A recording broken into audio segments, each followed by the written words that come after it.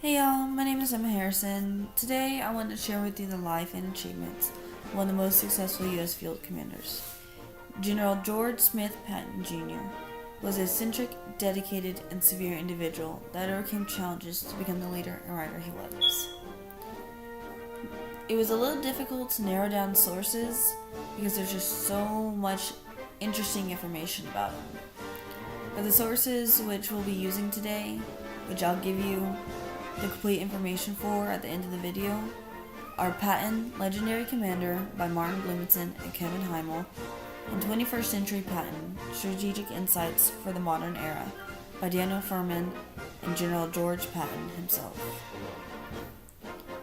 General Patton deserves to be remembered because he changed the course of America's military and led to success in both world wars. General George Patton Jr. was born to Ruth Wilson on November 11, 1885, at Lake Vineyard in California. He only had one sibling, which was a younger sister named Nina. From a young age, Patton was having to overcome problems. According to Patton, Legendary Commander, he developed croup as an infant and was believed he wouldn't survive. He was also reported having conditions such as dyslexia and ADHD, causing him to not even start school until he was 11. Since Patton was about 7 years old, he was determined to join the Army and follow the footsteps of the men in his family. He first went to Virginia Military Institute while he worked on getting a nomination for the U.S. Military Academy at West Point.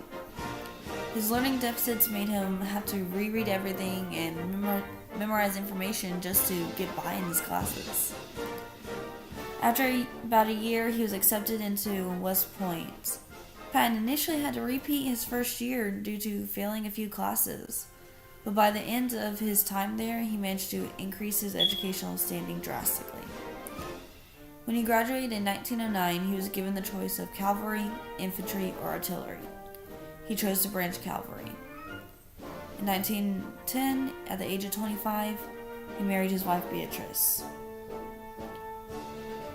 During his career, General Patton had many achievements. He was one of the top swordsmen at West Point and foremost fencers in the U.S. He redesigned Army's saber combat doctrine to use a thrusting technique versus the slashing they had used prior. He also created Model 1913 Cavalry Saber to correspond with the doctrine changes he made. According to 21st Century Patton, Strategic Insights for the Modern Era, Patton's first experience in 1916 gained him fame. He helped lead a cavalry in the first motorized attack in U.S. history against Pancho Villa. Villa's second in command and 2 bodyguards were killed. He was reported strapping their bodies to the hoods of their vehicles like trophies before returning back to base.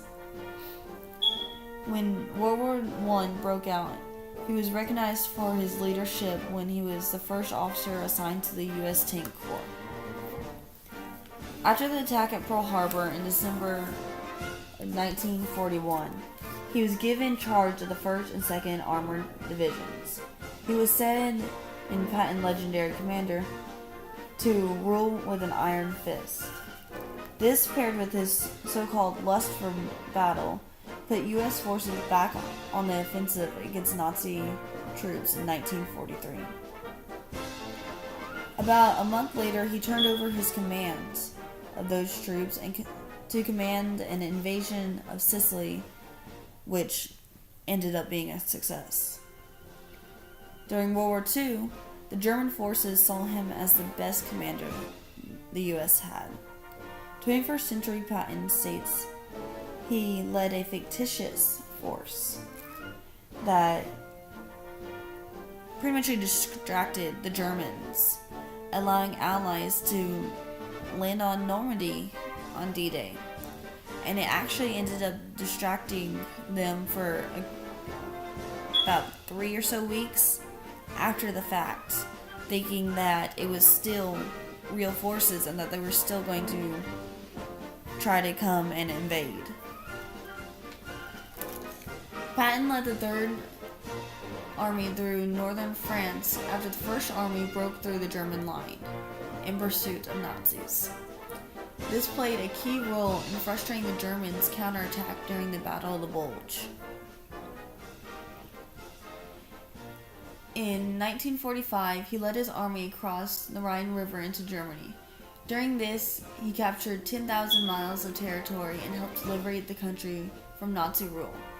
Unfortunately, he suffered a broken neck in December of 1945. He died 12 days later. His memoir, The War as I Know It, was published posthumously in 1947.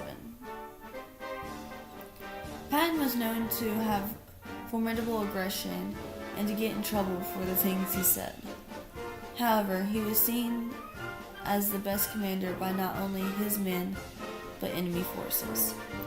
He was dedicated to what he did, even to the point where, while in battle in 1918, he had a round tear through his left thigh, and he continued commanding for another hour and filed his paperwork before heading to evacuation hospital.